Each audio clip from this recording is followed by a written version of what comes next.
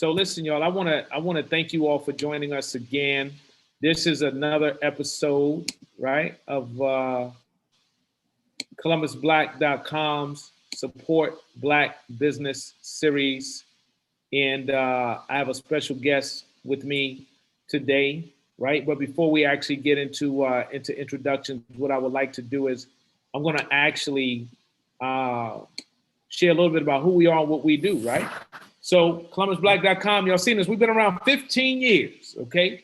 15 years, y'all. So we've been here as an online platform in Central Ohio, in the Columbus, Ohio area, to make sure that we keep our community connected to commerce and culture, right? That's what we do. And we do that through our omni-channel platform, which allows us to do this through our website, through email, through text messages, through social media, through virtual engagements like this, through physical engagements during live events. That is pre-COVID and post-COVID, that we do that as well. So with that being said, listen, today, right? Let's see, what is today? December 3rd, 2020. What a year it has been, and it is almost gone, right? But before it goes, we're going to have the opportunity to speak with a number of special guests to wrap up the year. And I'm excited because not only do we get to talk to business owners doing this ColumbusBlack.com Support Black Business series, but we also get an opportunity to speak to a number of professionals as well that support the industry. Well, in one of my conversations recently, I happened to be having a meeting, and this is a shout out to Jamie Goldstein at GCAC, but we ended up talking about, and I saw the gallery that they had established, right? And there were a number of Black artists who had their work at their location, their new location where GCAC is located, and on Long Street now. And I decided to ask her, like, hey, would you mind putting me in contact with some of them? And we can go ahead and highlight them and talk about what it is they have going on, because we all understand how important the arts are to us, okay? Without the arts and all aspects of the arts, like, what would life be like, right? And I think a lot of us now really understand that, because COVID has shown us, like, when you don't have entertainment, when you don't have the arts, readily accessible and available for you, it has changed the landscape of things that we do and what we really appreciate. So with that, I want to show my appreciation, and I want to showcase one of our artists here in the city of Columbus by the name of Bryan Moss. So Bryan, welcome to ColumbusBlack.com Support Black Business Series. I'm excited to have you. I can't wait for us to showcase you and what you have going on. But in order to do that, I want you to introduce yourself to our audience, right? So there's a lot of people who may not have any idea who you are, what you do. We're going to take them through the process, but would you share a little bit about who you are, and then we'll get a little bit more into your work? Definitely. Appreciate you, Kevin. So, yeah, we connected through Jamie Goldstein through GCAC. My name's Bryan Moss, Bryan Christopher Moss online. So what I do is a lot. I do comics. I do paintings, so like fine art. I also mentor here in Columbus. And yeah, that's in short. Like if I could pack it in like one sound bite, that's what I do. But to expand on a few ideas, with the fine art stuff, I do like paintings and galleries. I'm pretty much regional. And what that means is that I typically do shows that are around here, meaning like Columbus, Pennsylvania area, out to the East Coast. As far as comics goes, I do comics for, I worked at CCAD, still like a little bit there. I work for the Columbus Museum of Art. I work with the Wexler Center. So I work with a lot of institutions when it comes to comics. And then I also am publishing a book with Abrams called Eightfold Path. And what that is 240 pages of comic pleasure for everyone. So to try to round it up in like a small amount, that's what I do. So that's quite interesting, Bryan. So especially because I have a close friend that's really into comics, right? Mm-hmm. So I'm curious. There's a number of things that you mentioned that I want to make sure we slide back to, because we tend to do these introductions and they happen to be this quick, but it's like it don't really happen that fast, right? Right. So No, not at all. Not at all. so let's go back. So where you from originally? Are you from Columbus? Okay, yeah. Yeah. So I grew up on the south end of Columbus, born in Okay. 1981. So I'm an 80s Yep. baby. Okay. And then graduated in 99 from South High School. And at Okay. that point, I was just like hit the ground running, just full-time artist at that point. But I also worked. So I worked at the Columbus Museum of Art. So it's one of those things where it's like what I realized and what I learned really early on, because I had a mentor. So at the age of, let's say first grade, so what's that, like 6, 7 years old, my parents would send me over to the rec center. I went to Stewart Elementary, and then my parents would send me over to Schiller. And over at Schiller and this is important, that's why I bring it up. Yeah. I met my mentor, Lori Allmiller, and so she Okay. put me on game when it came to art. So that's kind of like the birth of everything. And so that expanded until, I just got hooked. Yeah. And so that's where I kind of developed this ability to do fine art, like paintings and stuff like that. Then around 11, 12 is when I discovered comics. So when you talk to most comic heads, they'll be like, yeah, I saw comics and read comics when I was like 3, 4. But for me, I was like super old. I was like 11, 12. So like by the time I discovered comics, I was already established as like a painter. Like that's what I knew. Mhm. So what occurred was that is these two different worlds. So a lot of times when I communicate about what I do, that's why I kind of like section it off into like, okay, I do fine art and painting. And people will see examples of that throughout the course of this interview. Yeah. And then also this comic thing. So with the comics, what I can say about that is like from like 11, 10, 11 up until like 18, just practicing my craft. Mhm. And I do have a few examples of like how things look of what I'm working on. So as an example, I keep it super simple. I do digital coloring. We'll talk about that later. Nice. But by the time I was 18, I was working professionally in both fields. So it worked out pretty well. So that kind of like allowed me to skip the whole college thing. You know Yeah. what I mean? Does that make sense, Kevin?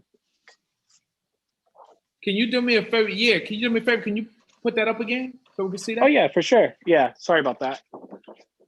Wow, man, that is super freaking cool. Yeah. So like I'm pretty fast. So something like this is takes me about an hour, about 45 minutes. So, so that's what allows me to do like a 240-page comic by June. You know what I mean? So it's really fast, the process. Wow, man, that's impressive, man. Super. Oh yeah. Appreciate you.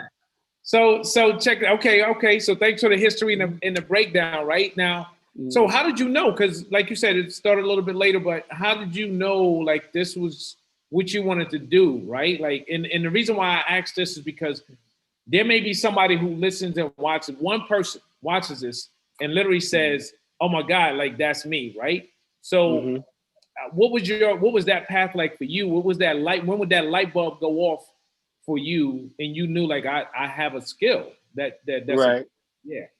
Yeah, no, I appreciate that question. It's really weird because like, and I try to like, and this is why I mentor, because it's like it's very tempered because I knew, so because I had a mentor at such a young age, like I said, like 6, 7, like they use the word groomed is like a negative connotation now, but Kevin, like we're from a different generation. So it's like that mentorship was like, it was like aggressive. It was like, okay, do this, do this, do this. Yeah. And so I kept like building this like ability. So by when I was like 7, oh yeah, actually there's a really good moment.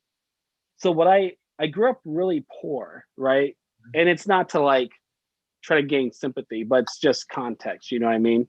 So growing up on the South End, because I was born on 22nd, I grew up on Whittier and Champion.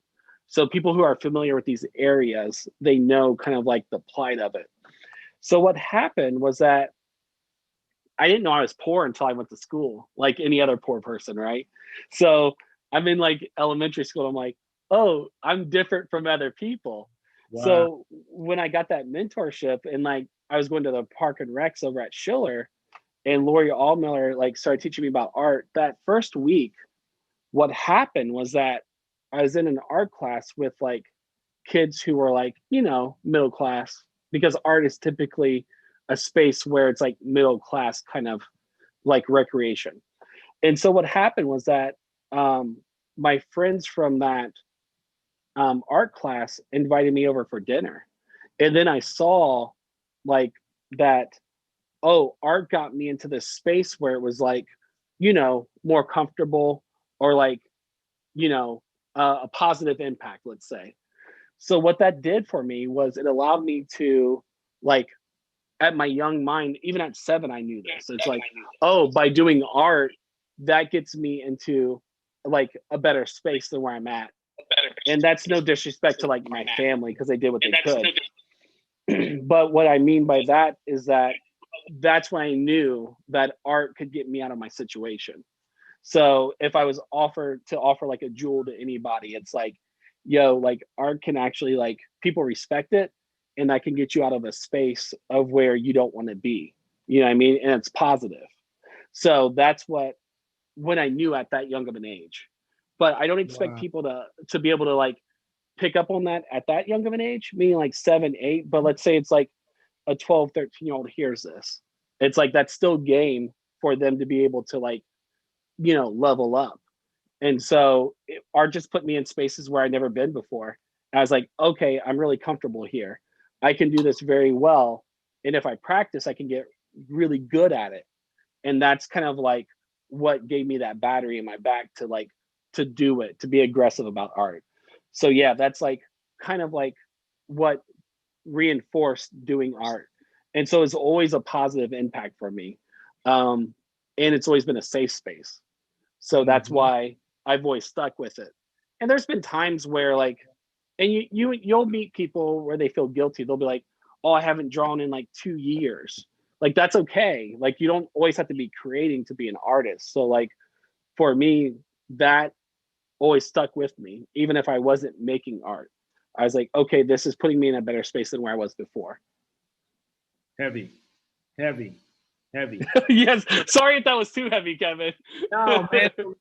So listen, that's serious, right? And once again, like I said, you know, you never know who's going to hear this message and maybe in that same situation right now, and they need to understand Totally. that there is an out, and there's a way out. And when you can channel right yourself into that out, it literally can help you get out, right? Yeah, Um, exactly. so And it's definitely, and it's one of those things where it's definitely like there's a will to power in that context because it's like if you draw something, it comes to fruition. Like that pushes you into a different space. So there's a very strong gratification from it, if that makes sense. So it's one of those things where like I always rely on the art as a vehicle to get me where I need to be. And in today's day and age, I mean, you have social media. So I mean, an artist doesn't have to work hard like you and I had to. They could just like post it online and get that momentum going. yeah, yeah, things have definitely changed for sure, for Hmm. sure. So speaking of that, well, hold up, I don't want to do what I almost did, right? So that's the reason why I said, hold up, let's go back. That's cool. We do want to get the story, right? Like we want to understand the foundation. So that's how you ended up getting started, and then one thing led to another. How did it walk us through how you progress though, right? To get to this point, right? When you think about the work that you've done, like help us understand how one thing led to another and provided those opportunities and the relationships that came from that and the Hmm. work, that came from that as well. Definitely. So like really early on, there was because you growing up in that environment I grew up in, I had a lot of resentment towards like a middle class, upper class, corporate. So it's almost like a punk attitude about art, you know? Hmm. And so I was like, yeah, I'm going, everything's DIY, you know, it's indie, da da da, and all this. And so what I learned though was like, so when I started working at the Columbus Museum of Art, that put me around, that made me uncomfortable in a good way, right? because it was like it exposed me to like the art world. You know what I mean? And this means I got to meet like famous artists, like curators who've done amazing things. I've been in contact and around like art that's priceless, you know, so it's like I got into this world. So what happens is most people go to art school, Okay. but coming from the environment I came from, like art school's out the question. I can't afford it. You know what I mean? It's just like it ain't gonna happen. Yeah. So what happened is I was like, okay, well, I can learn about art but get paid for it. And that's why I went to the Columbus Museum of Art. To double down on that, my father worked at the Columbus Museum of Art as a security guard and when I was like in the early 90s. So I would go to the museum to see my dad. So I had this like legacy attached to it, kind of like a comfort, you know? So what happened is that by like shedding up, learning, like learning the craft, learning the tool. And so like by the time I was 18, I was already working professionally. And what I mean by that is I was doing commercial work for companies based out of LA or Las Vegas, you know, like it was stuff like Cirque du Soleil, storyboards that would end up going to like Nickelodeon, Disney, but it's through an agency. Yeah. You know, so it's like I'm not getting credit or anything. It's just like, but I'm getting paid. Yeah. So the thing is like finding that hustle, because I always had to hustle because like growing up in that environment, you know, you see like whether it's like drug dealers or like just somebody hustling, I flipped that into a positive. Yeah. So I would see that and I'm like, okay, like I can apply that to art because like that's easy. So I don't want to reduce like art down to like a hustle, but it's like because you have to have the ability. So what ended up happening is like I would like work on my craft all the time.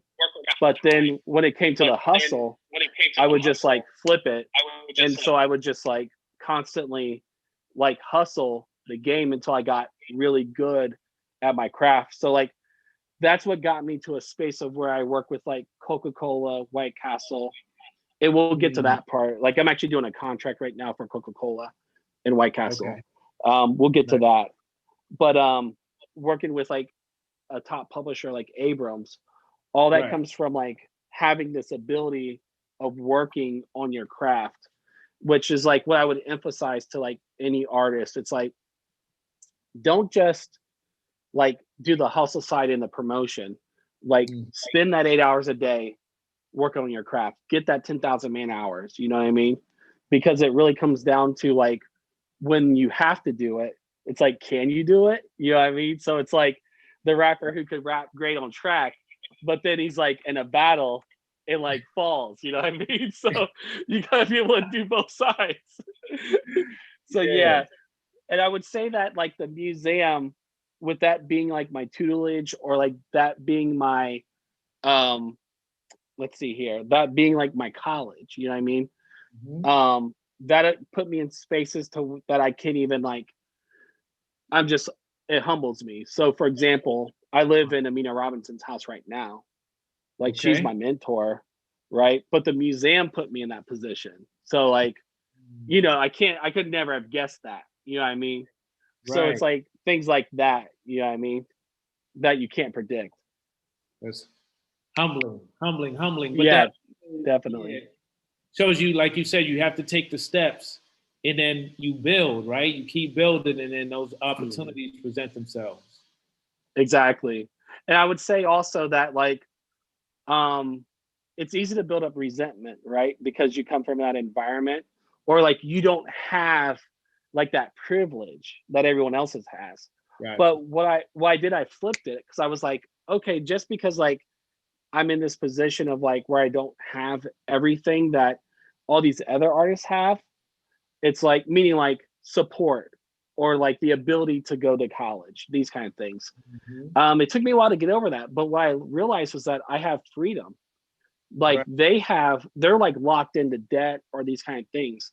I have all the freedom and all the time. So it's like that provides a whole different level, if that makes sense, Kevin.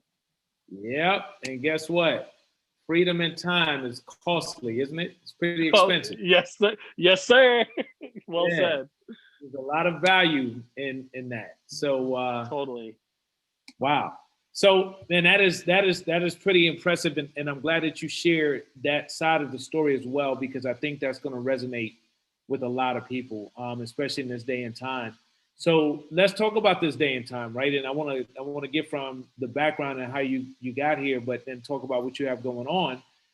But obviously, we were all impacted, right, in a very unique and significant way in March with COVID. And it impacted different people in different ways, right, depending on what you had going on.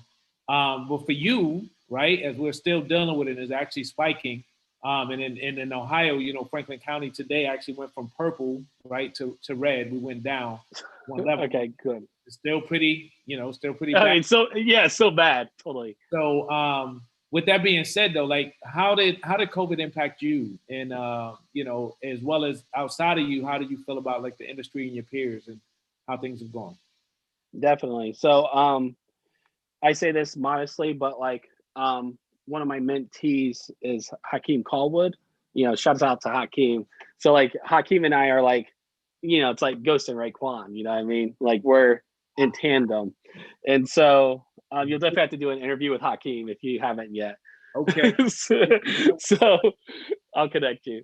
So, but we talk about it, and it's weird. And this is the first time I ever said this, like publicly, but it's like actually worked out better for us, and we haven't figured it out because we talk about it every day. And I think what it is, it allowed us time and space first off. So it allowed us to like work because everything like settled down. Like we don't have to like go to 10 different spaces, right? Yeah. But what it also did was that we experienced the whole protesting, like the BLM, all that happened, right, which gained a lot of momentum. And so, and like props to like Hakeem, totally, like we're both like involved in the process of like getting this like mural thing started, but Hakeem definitely like put the energy. He's like the battery for it.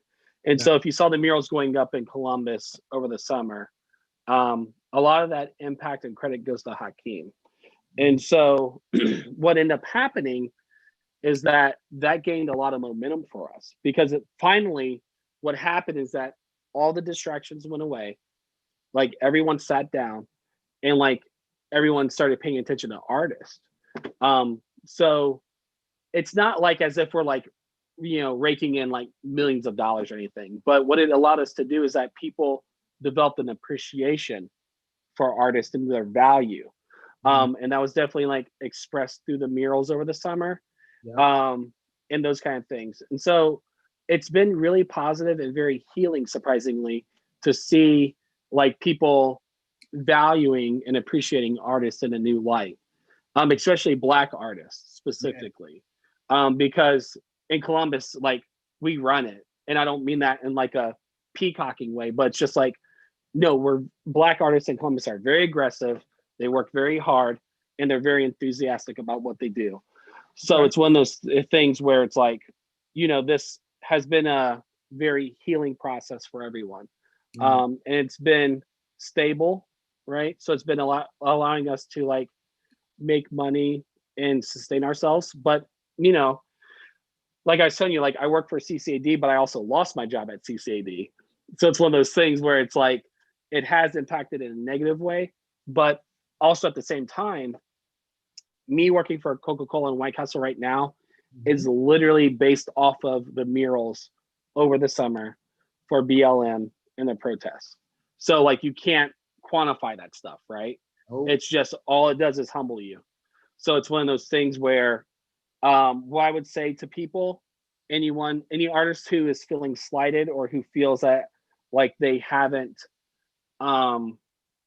like been able to have that same expression or same positive impact, either contact me, put themselves in a position to where we could put a spotlight on them, in the work they've done.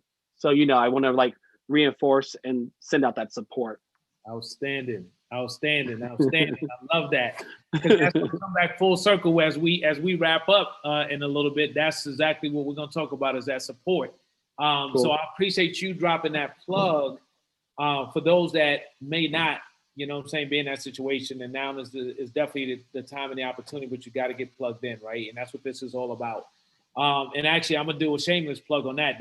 So for everybody to know, that's why we do this, right? So ColumbusBlack.com, support Black business series. You never know what you're going to hear, what you're going to learn. But our goal is basically to showcase our talent and our business owners, right? Our entrepreneurs, our artists, and really help people understand, you know, who's out here and what they're doing. And you just never know, once again, what might be shared with you. So I appreciate you stopping that, Bryan. That's good stuff. Oh, for sure. No doubt, bro. So with that, you kind of segued into it, right? So you talked about kind of what you have going on now. So is there anything else at this point that you're working on that's major, or what's the next steps for you? Cool. Yeah. So currently, so what happened with all those murals over the summer? Yeah.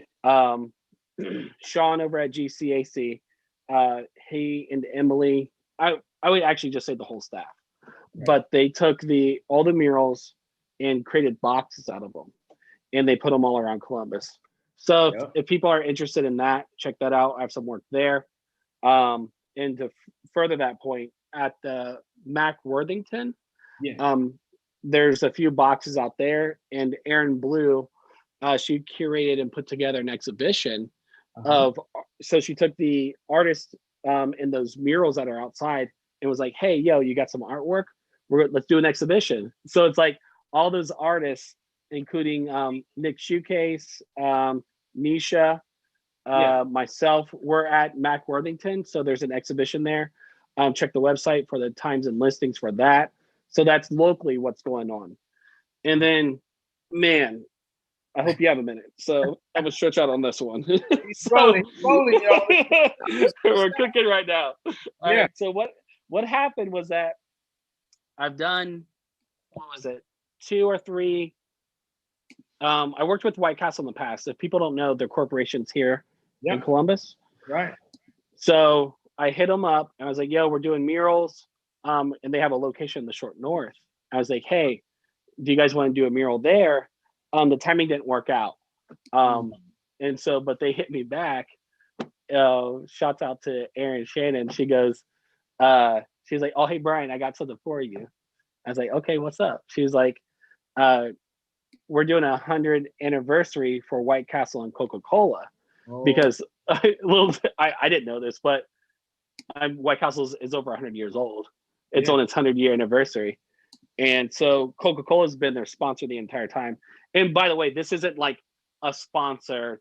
Like, I'm not plugging them. What I'm doing is like showing you like the game, like the hustle, you know, because this is literally me, by me reaching out, me walking down High Street and me seeing that White Castle didn't have a mural up for BLM.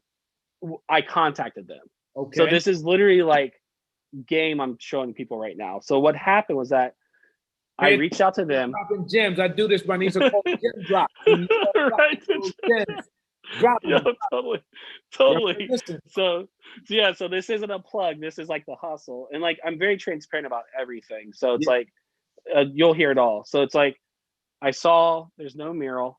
So I hit them up and it's like, oh no, it's like the timing didn't work out. So she hit me back and was like, I got this other project.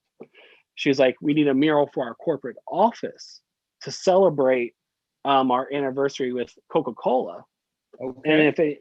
And so if you don't know, Coca-Cola's, you know, it's a worldwide corporation that's been around forever, but assuming everybody knows that.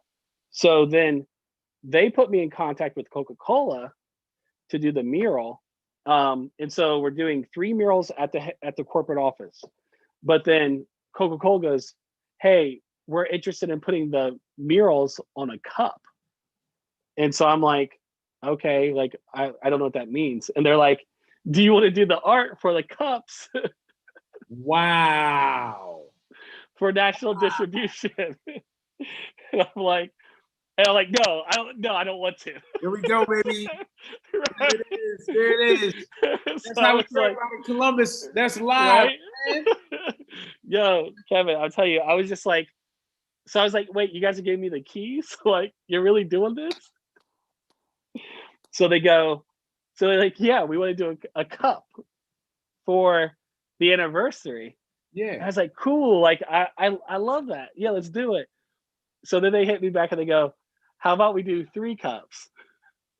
Stop it. A Swear to God. collection? That's called a collection. What? So I said, sure, let's do it. So then they go, so there's one, yo, Kevin, but there's one further, bro. They go, they're like, oh, hey, Brian, do you know, like, AR, like augmented reality? Yeah. And I was like, yeah, what's up? And they were like, have you seen like the Walking Dead bottles or like the Snoop Dogg one? It's like where you put your phone up to the wine bottle, Yeah. and then the bottle like animates or talks, right? Yeah. Like, And they're comes alive. They're like, we want to do that with the cups. okay. Better, and but you did one of those, but wait, there's more. Right. Wow.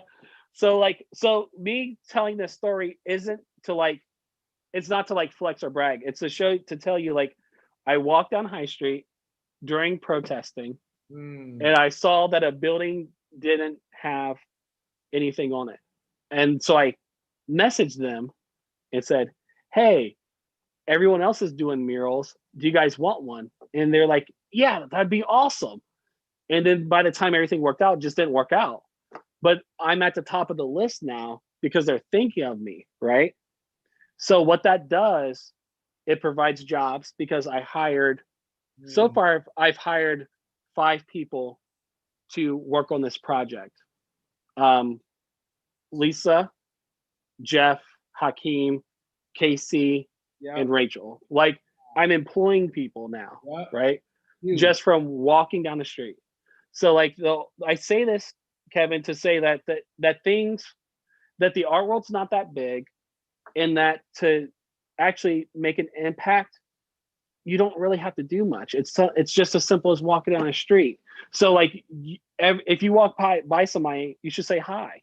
You never know. Never know, man. You never know. Right. So when Jamie hit me up the other day, was like, yo, Kevin, he wants to do this interview and all this, I was like, sure, no problem. Because the least I can do is provide my time. You know what I mean? Because it's like, because you never know. Like you were saying, Kevin, it's like, this will go out to somebody that might hear it, and they might hire you or me. That's right. You might be doing voice acting one day. You don't know. Man, that's why you have to pursue the opportunity, man. Listen, y'all, I said he was dropping gems. He just boom. Those are like, you feel that? Like, massive. And let's put it like this: like, the money that is that I'm being paid will last me a year for just this one project. So it's not to like flex, because I grew up poor, so it's not like, well, it's like I'm not like materialistic, but I say this as like motivation. You know what I mean? It's like, jobs pay. You know what I mean? But like, the idea of like a broke artist, like, forget that. You know what I mean? Right. We're not doing that in 2020, 21, you know? Right. That's right. I love it. I love it. Love to hear it. Love to see it, right? So here's the deal. You kind of went there, which is what I was going to say, is I think what's even more impactful about your story, Brian, is your humble beginnings, right? Like, it's you said it multiple times. This is not like to brag. No, people need to understand, like, you came from here, but you worked and you have worked and you've worked. You've become an expert in your trade, right? Like you said, you can't 240 pages, right? Right. In that amount of time, like, oh, I just do it when I want to. No. Right. Yeah. No, not at all. Exactly. Yeah. So exactly. Hopefully people, take that message away, right? You got to be focused. You got to be diligent. You got to go in after it. And one thing that he shared, you have to be open to opportunity. When somebody picks up the phone and says, there's no difference in, like you said with Jamie, right? I could have said the same thing. Oh, no, I'm good. No. You got some people? Absolutely. Because I never know who I'm going to meet. I never know what messages are going to be shared. And I'll tell you what, man, I am surprised all the time. The knowledge that gets dropped on this show is amazing. And the people are amazing. So I appreciate everything you shared so far. Oh, no doubt, brother. Definitely. It's one of those things where it's like, and I just find it to be like that's actually like my calling, is to like figure it out and then give it back. You know what I mean? So it's like, okay, I figured this out, guys. Like, this is how it works. So it's like, this is what you do. You know what I mean? And like in full transparency. You know what I mean? Sweet, sweet. So check this out. Something that I would love to do. I'm looking forward to it. You had the opportunity to send me a couple of images. I'm going to go ahead and share those on screen. And if you want to tell us a little bit about them real quick, yeah, definitely. We can cover those with the audience, right? So you mentioned something special about your household and all that other stuff. Yeah, so, with Amina Robinson. Yeah, so I'm gonna share this one real quick. Let's see. Mm-hmm. Did that pop up on your screen? Can you see that? Yes, I do see that one. Actually, can we go to we'll start off with a different one, if that's okay with you. Because I'm not trying to do Kevin, I'm not trying to do a PowerPoint, but there's like the green and blue one. Hold on a second. I gotta mix. Oh, it's like a green and blue. Yeah. That's the one of them. And it's like yellow and another one. There's two of them. Hold on. Yeah, there we go. All okay. Right. So that one, so that's Amina Robinson. She's my mentor. I met her it's funny because remember, Kevin, I was telling you about the Columbus Museum of Art. I started working there. I met Amina at the Columbus Museum of Art. Now, the thing is with that, it's like, I met her in 2000. Yeah. And she just like would constantly support and always communicate to me about like what to do in the art world and everything. Like, it's like literally, I can't like I'm totally in debt to Amina. You know what I mean? And so that painting, and there's a second one too. Yeah. It's going to be a blue and green one. Those were like tributes to her. And so when I did those paintings, it was like after she passed, and so it like meant a lot to me. Yeah. And so with that, it goes full circle, guys. So Kevin alluded to it, and I spoke about it earlier. But what happened was that met her at the museum. I've been at the museum going on 21 years, and what happened was that the museum asked me to and GCAC asked me to move into her house to like manage the space. Yeah. So I live at Amina Robinson's house now.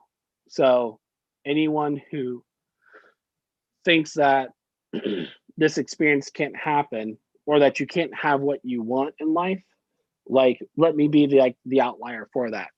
And trust me, like, there's nothing that I've done any different than anyone else. If anything, I probably did it even worse. Like, I don't speak the best. I don't like articulate myself the best. So it's like, if I can do it, then trust me, anyone can do it. So yeah, so it's like it's as if Amina's holding me all the time. You know what I mean? Wow. So it's a very humbling experience. Definitely, man. Definitely more power. He's dropping it so heavy with the gems, the knowledge, but man, that's just heavy stuff, man. And that's deep. No, definitely. It's about expressing. Oh, go ahead. Sorry, Kevin. What a blessing, man. Yeah, definitely. And so it's one of those things too, where it's like it's the exchange of love. You know what I mean? Like, a lot of people, they try to peacock or like present themselves a certain way, and like, I just don't do that. Like, that kind of stuff's like full gazy to me. I just like am like sincere. So it's like, and yeah, I might come across as corny, but I mean, if corny gets me in the space where I'm at now, then that's fine. Yeah. You know what I mean? It's like the nerd thing, right? Like, yo. Right. No, totally. Totally. So yeah, if you scroll to any other picture, I can like talk about it. All right. So let me switch. Yep. Let's see. I'll just we could do like a little drive by. I'll just do it real quick for you. All right. What about this one right here? Okay. Yeah. So that's like an example of like my character designs, guys. So that's kind of like my comic style. So when you see that, it's kind of like that's the kind of style that I'm working for in my comics with Abrams. So I pay attention a lot of times to like style, aesthetic, things that are terrestrial, like things that are like domestic, but that have a little bit of swag to them. So that's just an example of like what I do with like art and comic style. You know what I mean? Okay. So it's like, Yeah, so that's what that is. All right, so let me go to another one. Let me flip to this one. This is in line with that too, with the comic piece. Here we go. Hmm. What- Yeah, so that one, there's a thing called Inktober, where in October they do like a 31 day of like drawings. And okay. so that right there is like from one of my favorite films called Akira. A lot of people probably heard of it if they're nerds. And so that's an example of like when the last example was like where I'm doing character designs. This one's more like, all right, that I'm giving it to you. I'm giving it all to you. I'm putting all my energy into the comic style. Dude, So that's kind of like an example of the comic style in man, full max. I'm looking at the intricacy of this artwork, man. It's literally it's phenomenal. Appreciate it. All right, that's cool. All right, so we're gonna switch over to we're gonna switch back to where we started. Yeah, definitely. I mean, so okay, here we go. Yeah, so this one's Maya Angelou. Okay. And so this one I did, man. So what you're looking at, if you look at the background, that's on masonite. And if anyone not familiar, masonite's just like a hardboard that you would use for flooring or for walls. A lot of times I'll paint on. Well, I actually paint on really cheap material. I don't really. All my material that I work with is super like available. So like the when you see the comic stuff, all that's just stuff you would buy at like CVS, like pins and stuff like that. Because what I teach all my students is that like you have to have access to material, because as a kid and as a creative, like you don't have access to things. So what I decided to do was to like get really solid at using available material, like things you could buy. So like that floorboard for that Maya Angelou painting Yeah. is literally like a couple dollars at the hardware store. And then the paints I'm using are just acrylics and house paints. It's all in the technique. That's what it comes down to, guys. And so this painting was actually sold to somebody for the city council of Columbus. Like they bought it. Yeah. So just something that cost me a couple of dollars now sits in someone who represents Columbus on the city council that I have direct conversations with and can talk to them about my issues and those things with the city, or my support even. So that's what I'm saying, going back to that original point, Kevin, where I was saying about like the art put me in a position of like, of like a higher outside of my like my struggle. And this is an example of that. So it's like something that we all can appreciate, Maya Angelou. And then it's like someone from the city council bought it, and I have a direct line to them. And I also can like, if someone has an issue or concern, I can talk directly to them. Yeah. So it creates a pipeline in a positive way. That's awesome. That's awesome, man. Relationships, y'all. Talk about it all the time. Good stuff. Yes, sir. All right, so hey, we're gonna wrap up with this this last one, and then we're gonna go ahead and close. I'll let you get back to your evening. So Definitely. let me see. Tell us what is going on in this one right here. I'm kind of scared. Okay, yeah. So what that is, so I work with a guy named Michael Reese, and Michael Reese, yeah. So what he does, he kind of he manages the Hilton Hotel, like the art that goes in there. Yeah. He also manages everything in the Short North, basically. And so this connection came through CCAD. Okay. And what they wanted to do was to create murals that they would print out on tiles in a parking garage in the Short North. And it was a collaboration with CCAD and a group of like students, not like college level students, but like the kids that would attend the Saturday morning art classes. And so what we did, it was actually around this time. I linked up with a bunch of the kids, and we created this concept of like shopping, but doing it through the lens of like op art, right? Okay. And so this is what we came up with, which is like, so I did the outline for the characters, and then what we did, the kids, they colored it in, and they learned about the history of op art. And so when we did that project, that's when they they put it up inside the garage, And that's why you have two of them, because it represents that op art effect. So it's like one that's superimposed and then one that's drawn back. And so so that's what that was. Once again, going back to the idea of like modesty, being humble, working hard, and then just connections. So that project was a lot of fun. And it's one that I celebrate a lot because it's like, was local, and I still work with Michael Reese. I just spoke to him today. In fact, I got to call him back. But it's like there's people in the community that you'll meet who are like allies and who have the same desire that you have to make the city more positive and more inclusive. That's right. And that's a really good example of that, Kevin. Good on you for like showing that one. Wow. That is really awesome. Really awesome. And I appreciate you breaking that down for us to understand it as well. So good stuff, y'all. So here's the deal. This is what we do. We're near to wrap up. So we wouldn't wrap it up the right way if we didn't talk about how do we as a community support you, right? Like, yep, you got cool stuff going on. I get it, right? But it doesn't mean that you've reached, your max, right? Oh, trust me. Yeah. The struggle's real. Yeah. Like the struggle is real. Like it's every day, what's next, right? It doesn't. Right, totally.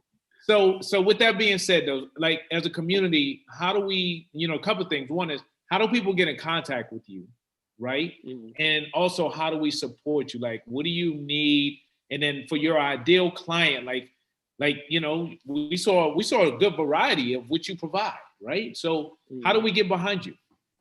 Yeah, no, I appreciate that question. So usually the best way to contact me is through Instagram, and that's going to be Strange Things Moss. Also, if you type in Bryan Christopher Moss, it'll pop up as well. Just hit me in the DM or comment on a photo, and I can always reach back. Also, a good way to support is to if you're interested in like supporting an artist specifically, meaning like that you're just like willing to like help someone coming up, right? Mm-hmm. Then like contact me, even if it's just something simple like, oh, hey, I have this idea of doing a cartoon on my kid's wall. You know what I mean? So like, even if like my work or my aesthetic doesn't fit into what you're looking for, contact me anyway, because I have like 30 people under me who are constantly looking for things. So hit me up, even if it's just for something minor or something that you feel isn't within my range. There's somebody within my community, which is basically Columbus, that I can pass that on to. And it means a lot to me when people do that. Also, obviously, Patreon, like that monthly, trust me, helps me a lot, because what it allows me to do, it allows me to buy supplies for my mentees. It allows me to support my mentees for if they have bills or they have something they need, art supplies, that's where that money goes to. Mm-hmm. So basically it turns into a vessel. If you're looking to support artists coming up, then I can always refer that. So message me for that. So yeah, I would say Instagram. And then my email is also strangethingsmoss@gmail.com. You can message me there. And those are the two main ones I use. Okay. Did you say Facebook works too, by the way, if you hit me up on Messenger, but I don't check it that often. Yeah, I mentioned Patreon. Are you familiar with Patreon, Kevin? No, I'm not. Why don't you explain that? Really? No, yeah. Okay. Oh man, yeah, you totally need one, bro. Okay. So like what it is like Patreon is where people will support you. They give you a monthly allowance. It could be as low as $1. Yeah. And what you do with that is that they have access, and you have the perfect platform for it. So like in your case, they would get the podcast early, or they would get the interview early, or they could like submit who they want you to interview. Okay. So the Patreon is a monthly stipend. So mine is around $150 a month. So every month, the people who've like give me money, that comes to me once a month. And what that, like I said, most people use it for like their rent or to like publish things. I use it to support my mentees and to also buy supplies and stuff like that for myself. So it definitely, Patreon is probably like the strongest platform that really helps creative artists and people like you who have a platform. Dropping the jewels. Dropping the jewels. He dropping gems make me mistake. Wow, that's crazy. Right. No. Yeah, it's so true. You gotta check it out, bro. That's so live. That's so live. It's interesting that you mentioned that. We obviously have to have a sidebar offline. We've been talking to some people looking to help, us grow our business, and we've been talking about the whole membership model, which is do Patreon. Yeah, Patreon cleans it all up for you. Yeah, Patreon. It's 8 o'clock. That's awesome. All right, well, look, I know we're getting ready to wrap up, so y'all know how to get in touch with them, right?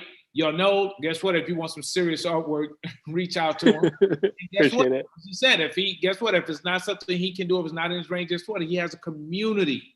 So there's no excuses, right? Y'all got the pipeline now. There's no excuses. The holiday is coming up. Christmas is coming up. Y'all know y'all want some beautiful art, right? Mm-hmm. Don't forget the impact that it has on you, how great it makes you feel every day when you see it. So definitely reach out to Bryan and support him. That's what we want to do. So listen, before we wrap up, the one thing I always do is in 60 seconds or so, is there anything that we missed that you were like, man, I meant to say this while I was on the show with Kev because somebody could hear this and stopped it. I can't believe I missed it. Is there anything you want to drop as a wrap up that you'd be remiss if you didn't with the people? I think I covered everything, but just to reinforce it, it's like, it's things aren't out as far out as you think they are, right? So meaning like they're not that far out of reach. So if you feel that you want to do something, then do it. But remember, it's discipline. Like you have to do it all the time. Like the other day, I just spent 13 hours straight working on a project. And by the end of it, I was spent. Like right now, it's like fun, but like it's real. You know what I mean? So it's like one of those things where it's like pace yourself. Yeah. Make sure you take care of your health. Yeah. That's very important. And it's weird that I'm talking about working really hard and all the time, but don't work too hard. Just pace yourself and give yourself a break and like love yourself. So yeah, that's all I gotta say. And I'm gonna tell you, I think that's really powerful, and I hope y'all got that right. He just dropped some more heavy gems.